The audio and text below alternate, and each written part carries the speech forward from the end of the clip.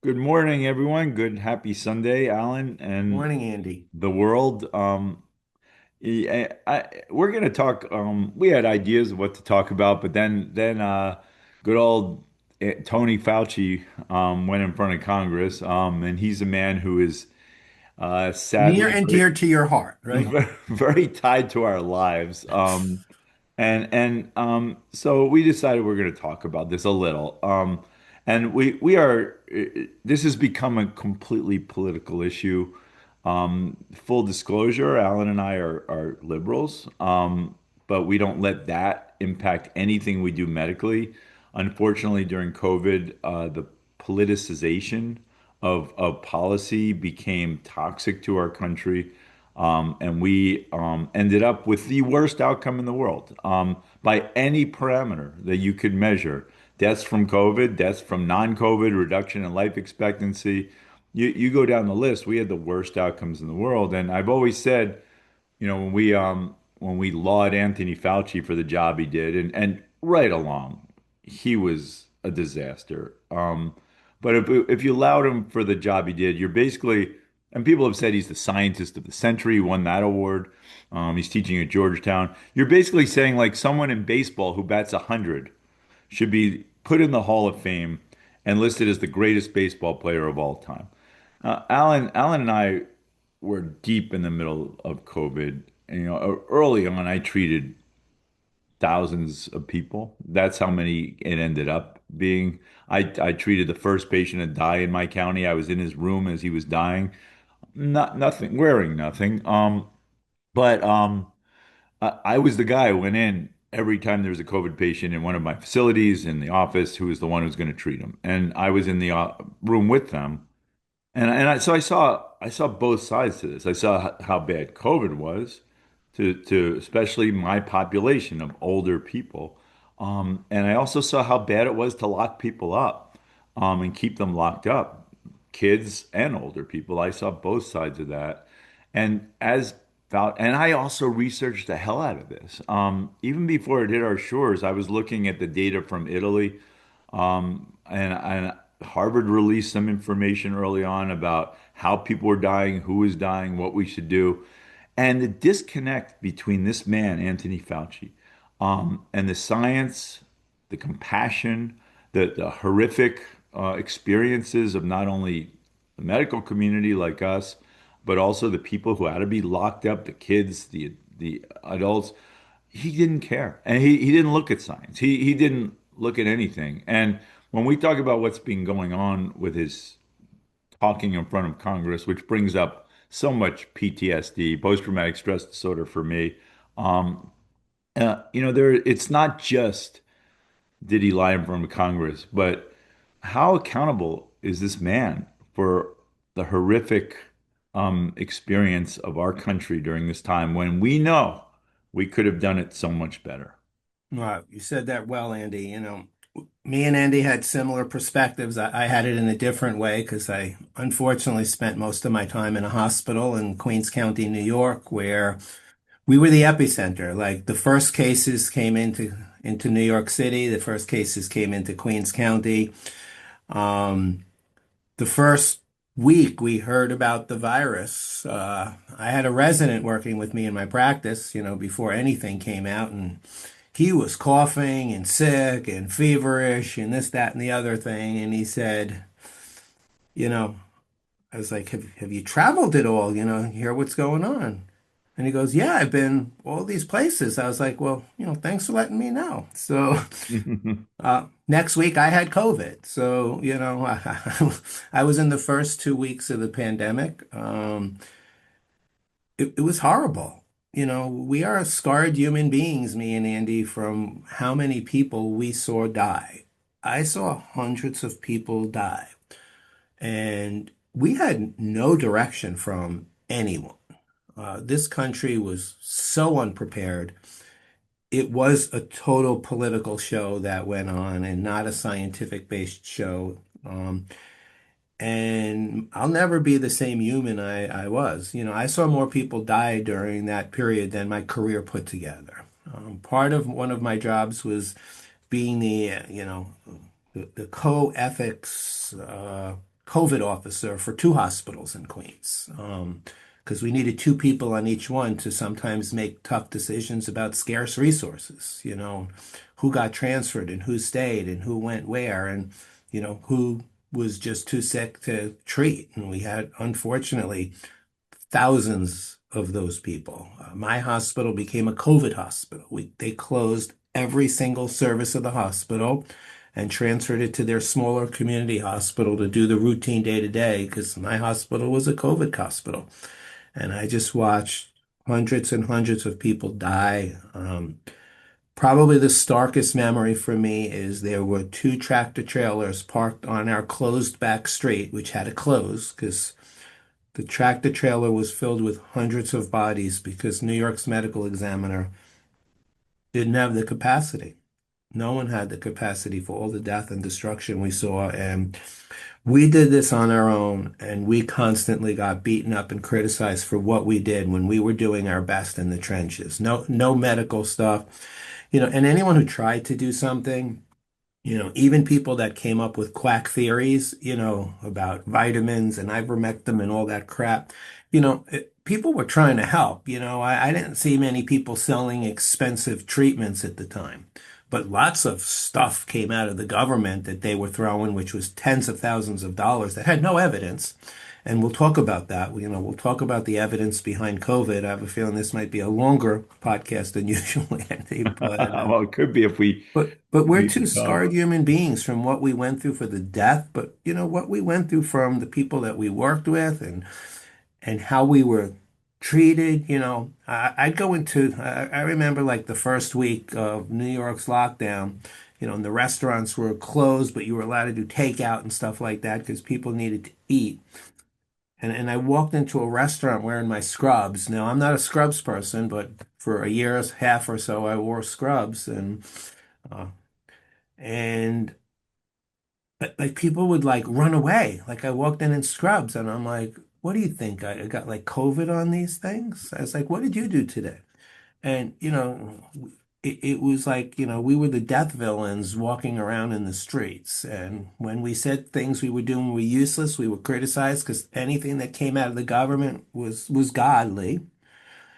And, it's just a shame. And in New York, we could have a separate conversation about the New York governor, but he needs to go through, the same query that Fauci's gone through because we're not going to accuse anything, but New York had one of the highest, numbers of deaths and certainly decisions made, especially in our nursing homes in New York, killed a lot of people. A lot of people died based on those decisions to do things that clinically, made no sense. And our nursing homes ended up becoming, COVID petri dishes as well. So, we're not here to fry Fauci. This is not a criminal court, and we're not here to determine his innocence or guilt. But, we're going to talk about what we saw during COVID, and we're going to talk about, what we heard.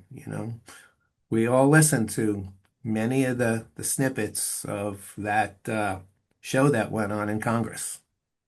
So what do you And, think, and, Andy?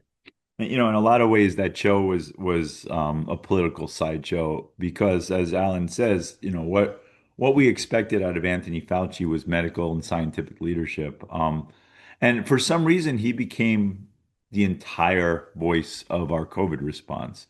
Whether we could blame him for that or the people who listened to him, is debatable. I mean, no one had to do what he said. The New York governor.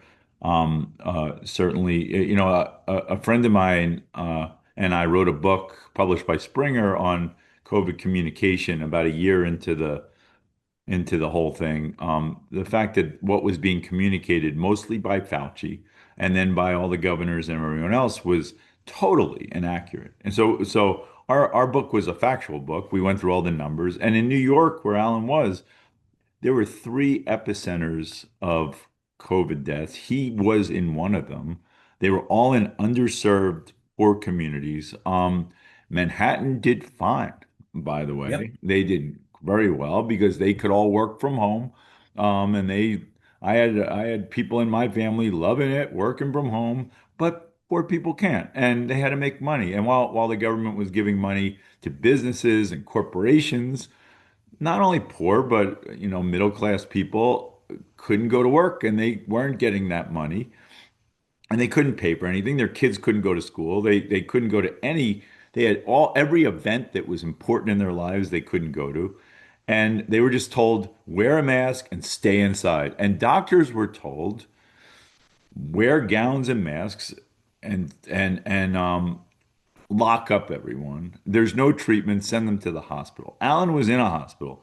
I knew enough to avoid sending in anyone to a hospital if I could, because the hospitals again were forced to do things that no one without direction, and there were too many people there, not enough staff. It was not the place to be, and if it could be avoided, it should be avoided.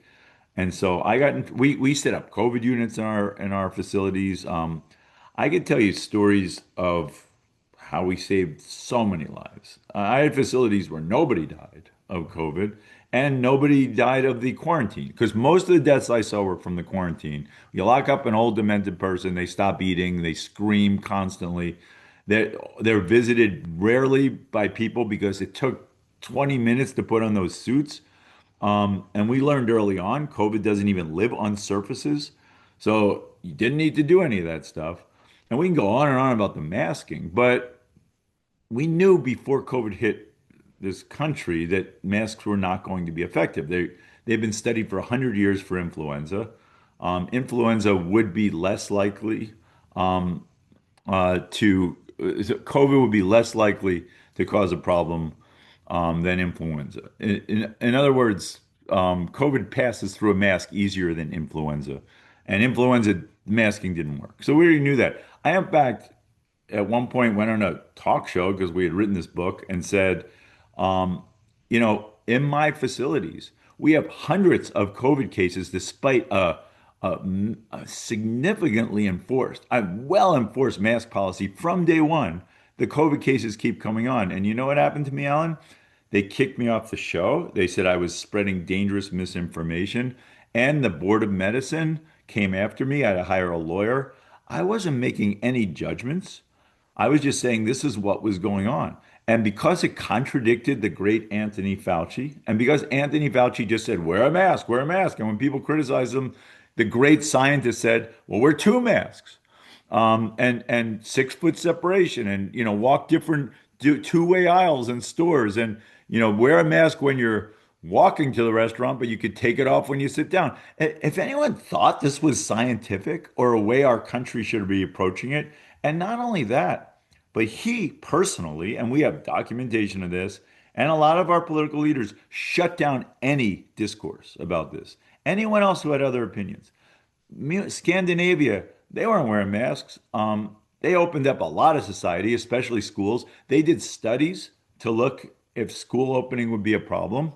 France did studies the first summer of COVID that showed there wasn't a problem. Europe opened up its schools immediately. Fauci said dangerous. And you know what Fauci also didn't do? We are the only country that did not have our leaders authorize a single study. He felt science was not about studying what was going on. He felt science is what he was saying based on nothing. And unfortunately, he is now the face of medical science, which is basically saying you don't have to do studies, you don't have to be rational, you don't have to have discourse. You just have to listen to one person, and that's science. And that's to me the Yeah. not only the legacy of the deaths, Alan, but the legacy of what this did to science because of that man and because Well, of how people politicized what he said. So every Democrat says Fauci is a god, and every Republican says he's evil without assessing what he did during COVID to really screw us up in a yeah, major way. exactly. And, we're supposed to trust our leaders. We're supposed to trust our government, but even more than government, you'd think that the healthcare, sectors of government would bring trust. Like they're there, the public health people are there to protect us. The people that fund the research are there to develop cures and treatments and things that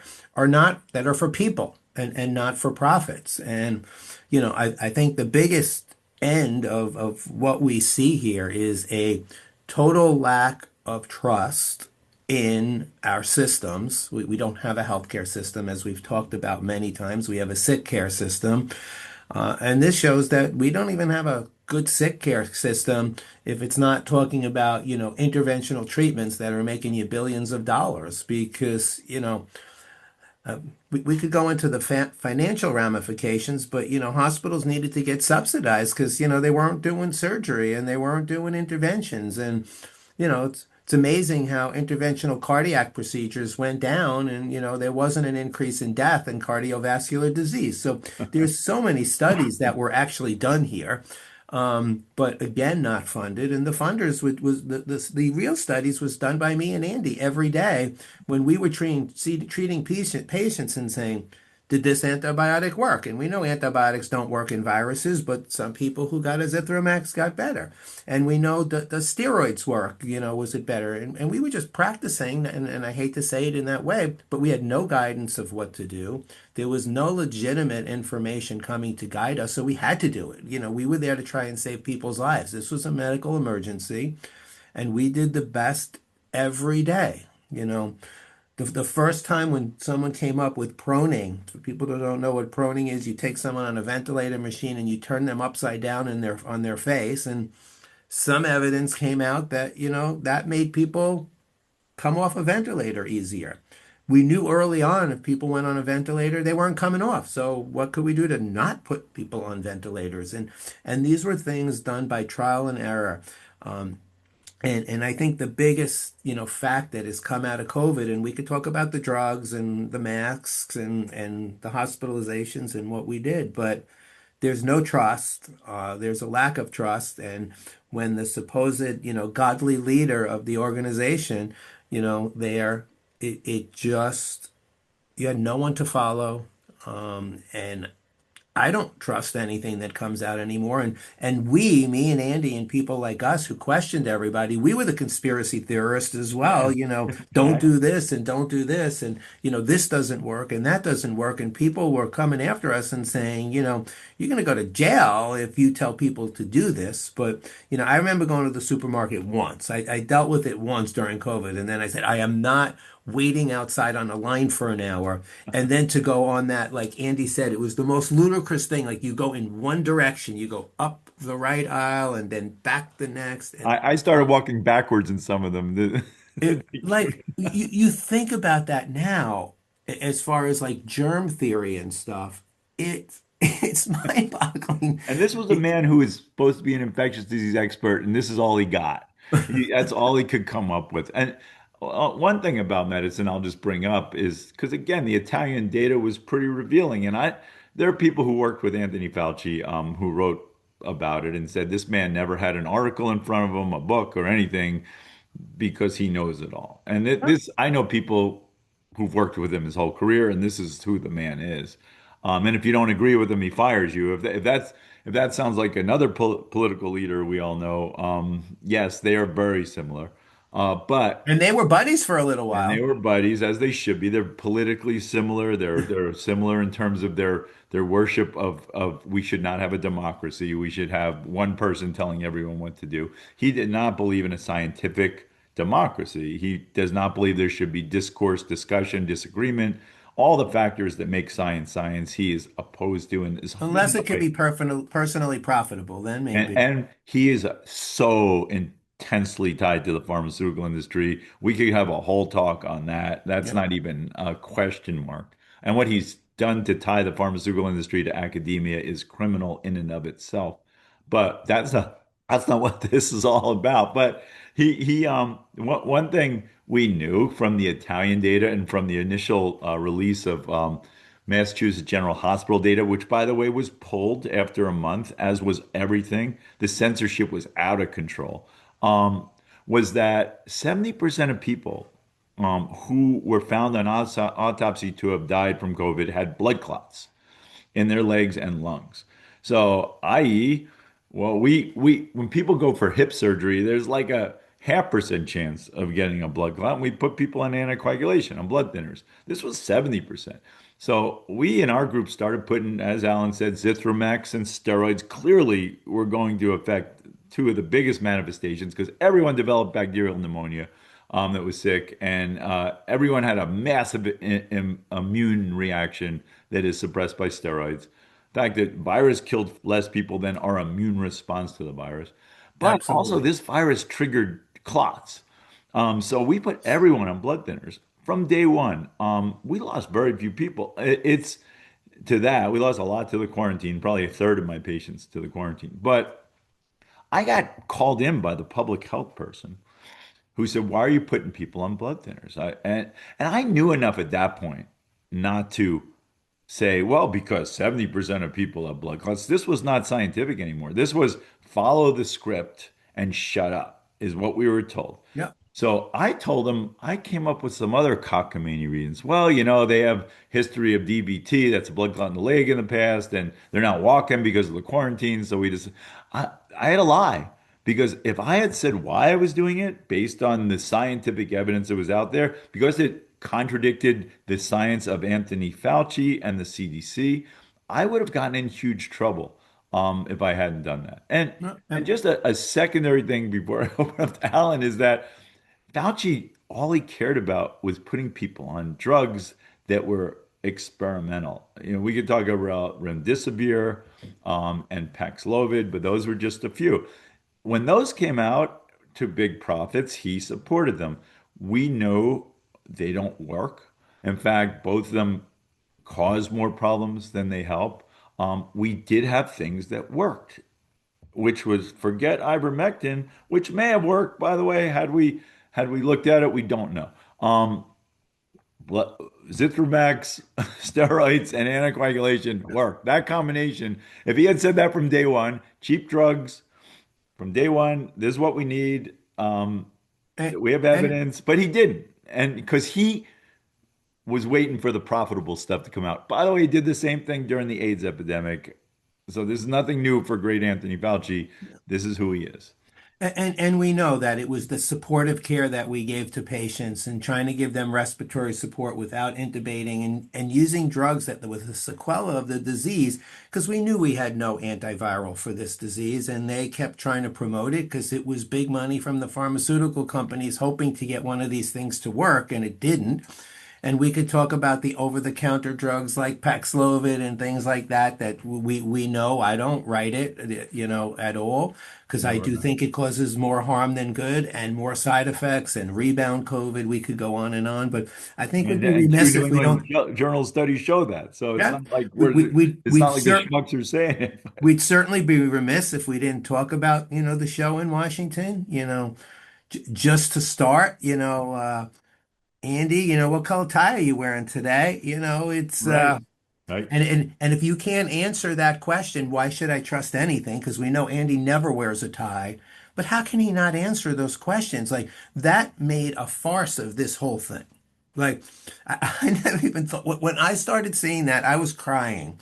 Like I was like, this shows that this is a freaking carnival. He's sitting that, as far as I'm concerned, that is contempt of Congress for the man to get up there and say, "What is today?" If he doesn't know what today is, and he doesn't know the color of the carpet, and he doesn't know what color tie he's wearing, he has no right to be sitting up there. Because if he could honestly say he doesn't know that, he's more demented and more evil than many people think he is. And we're not saying he is. And we're not saying he did this for the reasons of, making money. We don't want to accuse anything. But we do want to just say the facts. The fact is, the United States of America did the worst during this pandemic. Okay.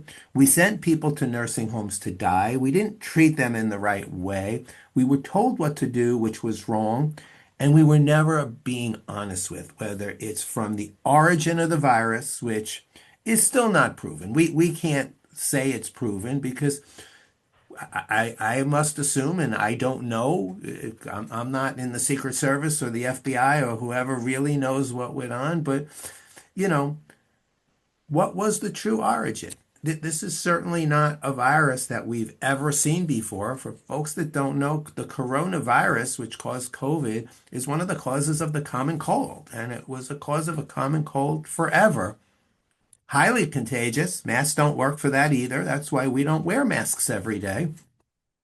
Yet we were told, this went from humans to from animals in the Wuhan lab, and there's no evidence of that. Like that's just something that's their theory, and my theory is this was a superhuman thing. It had to be created in a lab, and it had to get out, and hopefully it wasn't intentional.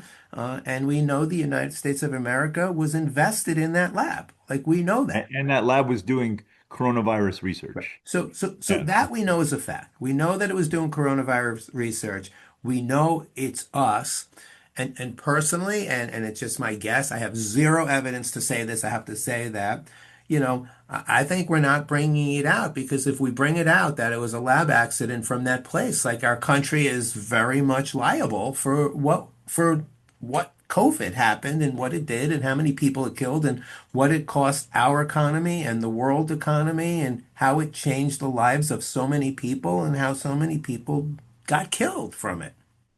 And yes, the evidence may never come out because of that. And in a similar frame, the reason every Democrat in Congress and a lot of my friends, again, I've been a Democrat my whole life, a liberal. I don't think that has anything to do with how we treat medical issues, but it's become that way. All my friends, every Democrat in Congress said, "Oh, poor Anthony Fauci. Look at what they're doing to him. Look at what they're doing to him."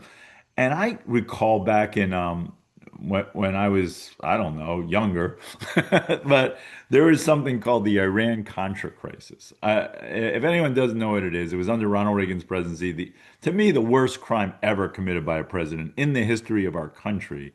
If you look into it, you'll see why. And there was a guy named Oliver North who got put in front of Congress, much like Anthony Fauci did, because he was the architect of this whole thing. And he just made a mockery of the congressional hearings.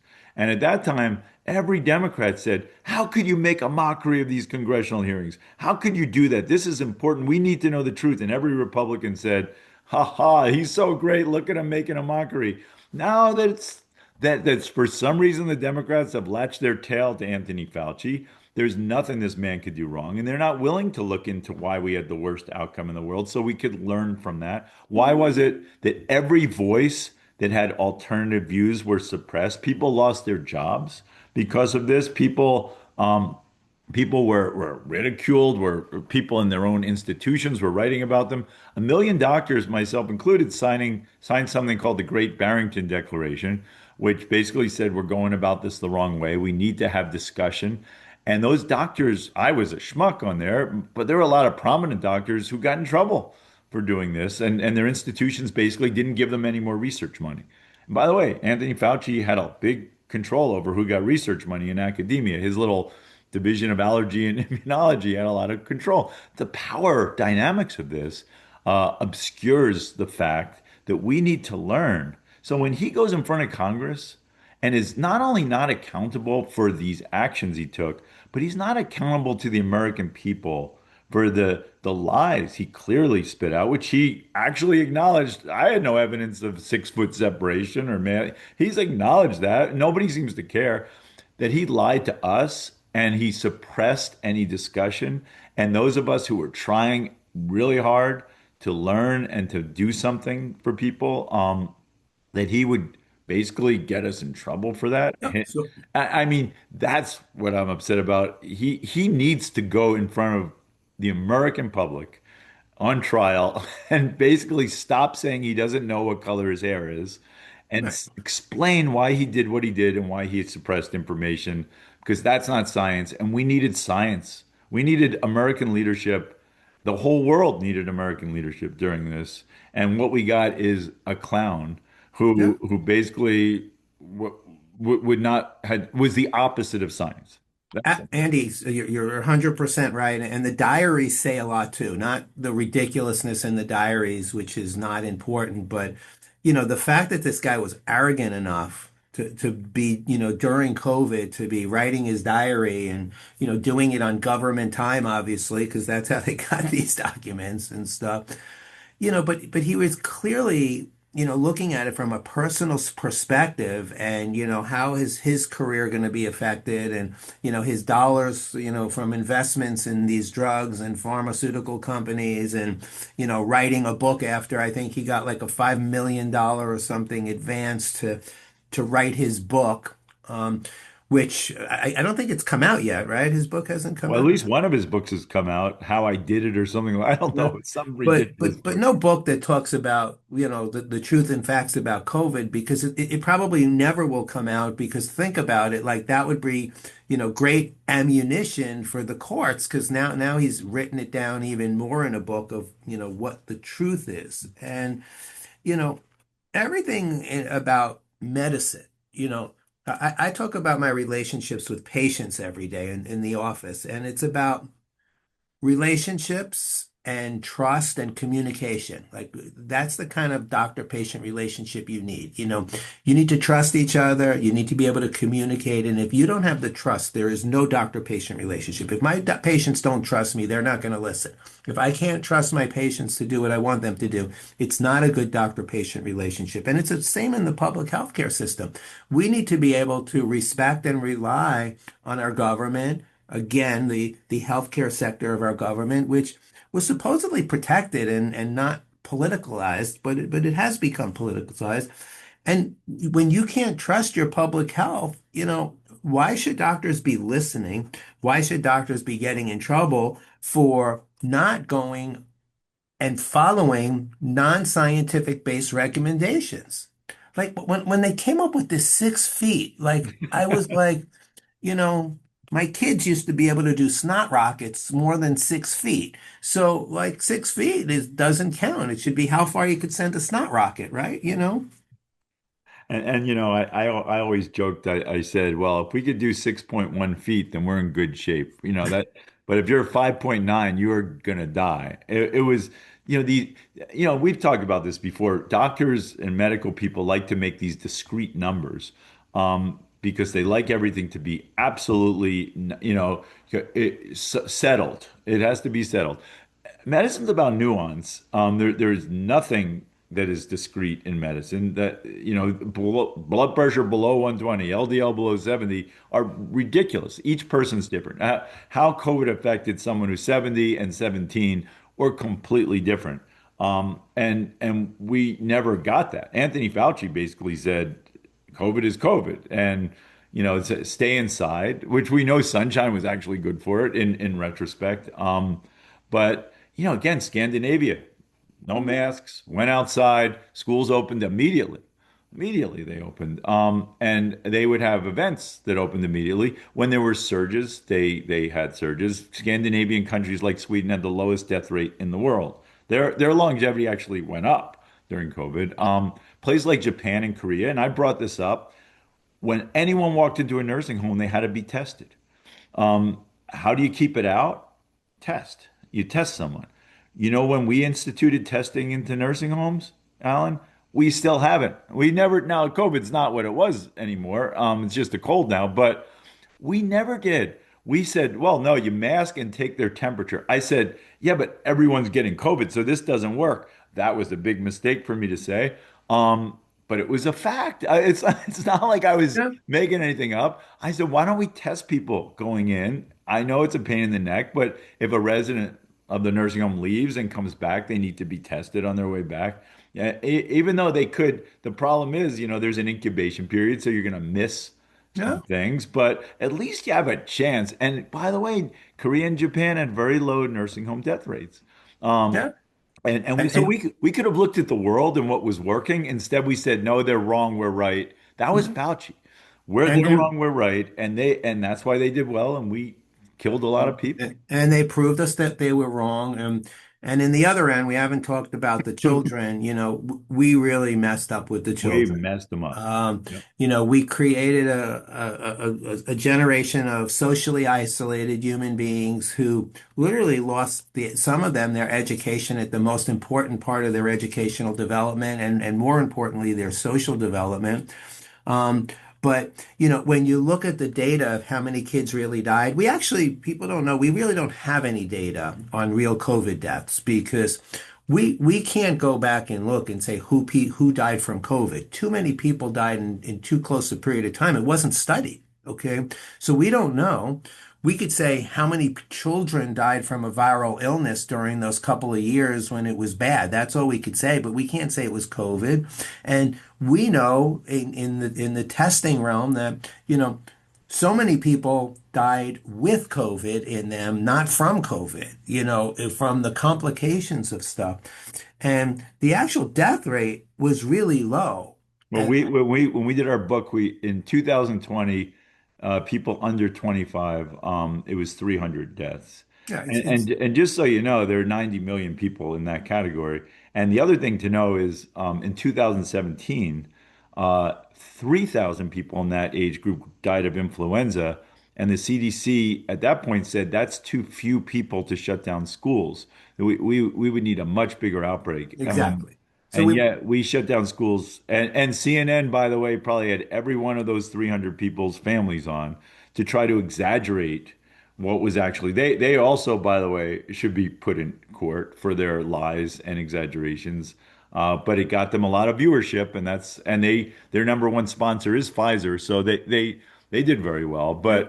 But the kids, but France did two studies also in the summer of 2020 that showed putting kids in schools did not affect the teachers, did not cause spread in a community, and certainly didn't affect the kids. But not putting kids in school, and the Sweden public health officer, the Anthony Fauci of Sweden, said, "Look, we can't just look at COVID. We have to look at the ramifications of what we're doing to prevent COVID.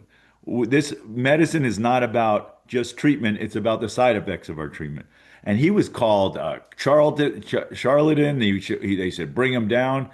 That is what medicine's about. And the kids not only lost seminal moments of their lives, but I think a lot of them are just scared of everything now. And also they believe public health people more. The people in my college were like quoting CDC all the time. And I'm like, yeah, but just because the CDC says it doesn't make it right. I said, when I was in college, we questioned everything authority told us. You guys, they treated Anthony Fauci like a god. If it came out of his mouth, he was a god. And the kids suffered so much completely unnecessarily because we knew from the beginning this was not a kid illness and kids weren't going to spread it. We knew that from And, the beginning. and it's amazing, you could go back and forth if you want to laugh a lot between, CNN and Fox News about the coverage of even this. And, I think we should have a segment on, how the news, skews healthcare and how their reporting really could affect people's lives. And it does, because they're not just giving the facts and they're not presenting the facts. And we know, like, just look at this, the one side of the aisle is basically saying, he's just their scapegoat and he was the greatest human being in the history of the world. And the people on the other side are like just stating things of the facts, and just the way he responded to me does speak for Oh, itself. that Let, speaks for let, it. let's just look at common sense. What color is your tie? What is today? If you have to plead the fifth 111 times and you can't answer a question like that, like how can the color of his tie incriminate him?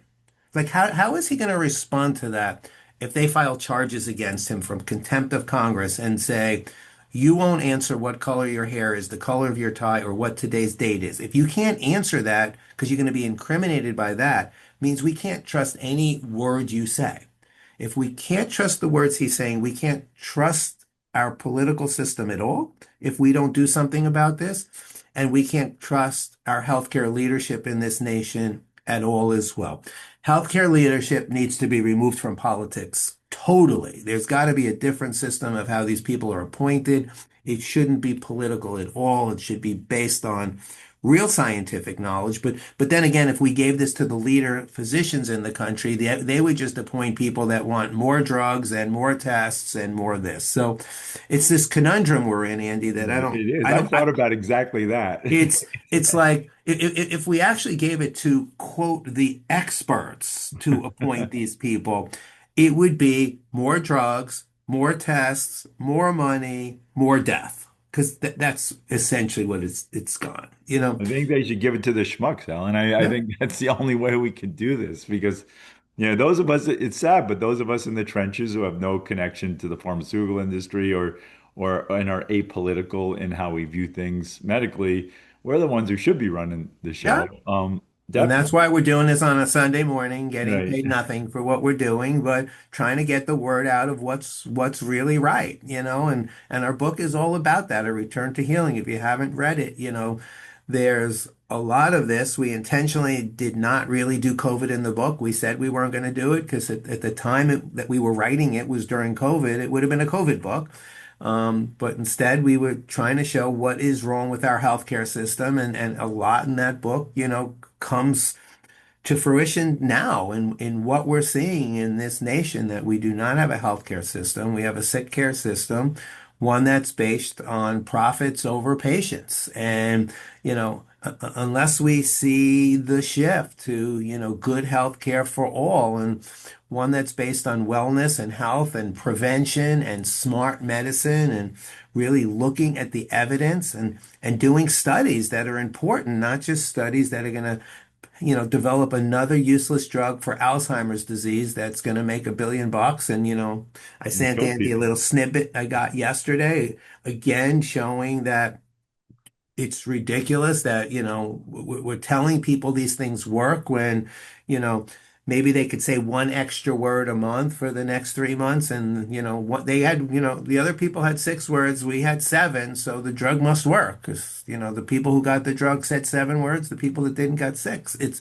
And just people are ridiculous. bleeding in their brain Yeah, yeah. in a Well, massive amount. those deaths are not important. The people were Right. demented, It's the amount it's, of words. it's the But people. honestly, Alan, and I'll just say this is the last thing I'm going to say because we're running out of time. I'm afraid it's going to lock up again like last.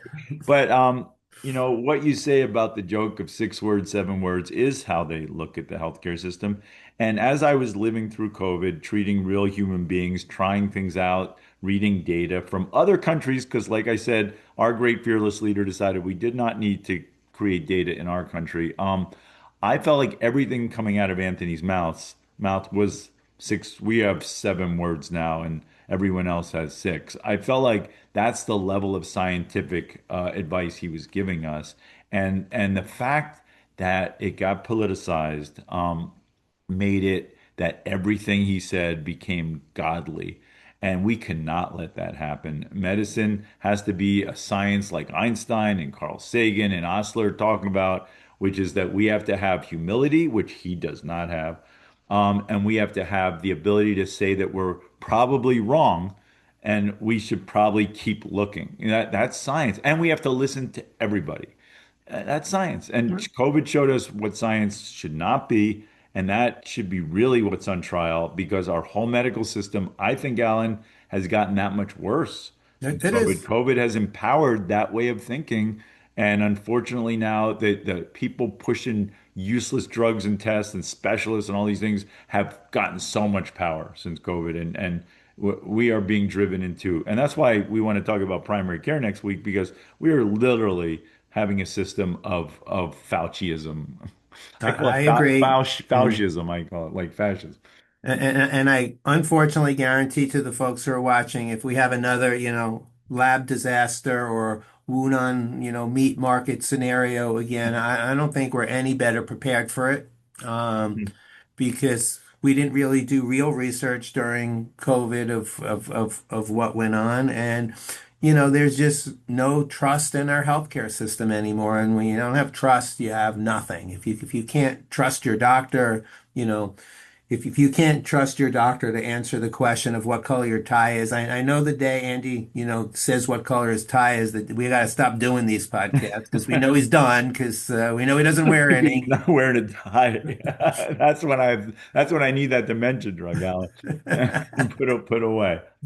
Well, any last word or is that it? No, Really? I think we need to understand we need to regain trust in our healthcare system. We really do, and it needs to start in the offices of primary care physicians because you can't have trust in a cardiologist that's, you know, doing procedures and making billions of dollars because, he shouldn't be the one making the decision to do that test. The medical doctor should be saying, you actually need that cardiac intervention or that neuro intervention or this because he's got too much skin in the game, too much money to be earned. And again, I say this a lot, I know you believe in it too. We've just become a system of profits over patients. And whether it's the insurance industry, the pharmaceutical industry, the big hospital systems, the lobby groups in Congress, we are doomed right now, and we need a new answer and a new direction, and certainly we need new leadership uh, in the healthcare world to promote healthcare. There was a thing that came out. I got to finish this because I would be remind. I was reading the other day about the new Medicare funding that they want to do, and they literally want to take away money from the specialists and divert a percentage of it to primary care, which makes total sense because you have people making millions a year and then people making thousands a year. So just it's not going to cost any more money. Just shift the money. And the specialty societies have already all come out in protesting that that is not the answer. Yes, we should fund primary care more, but it's not the answer. So please read our book, A Return to Healing, because it says a lot about this dysfunction. So I'll give you the And last word. and I think it's like 1% of funding they're taking away from these specialists, and they can't handle that. And my last word is that when COVID started, I was in communication with a lot of big healthcare reformers. And they all said the same thing. They said, this disaster is going to show us how horrific our healthcare system is. And as bad as COVID is, we're going to learn from it and realize our whole healthcare system needs to be redone. And that shows you the power of those who are controlling our system because that did not happen. It only got worse. And the specialists are more powerful than ever, and the drug companies are more powerful than ever, and Congress is as weak as ever, and we don't have doctors who actually take care of patients because Alan, you and I are becoming extinct. So we'll talk about that next week, but COVID did not help. And it seems like you could show people how horrible everything is, and still the powers that be will control the conversation. So I'm going to figure out how to stop this. And Alan, have a great Sunday. You too. Take care, everybody.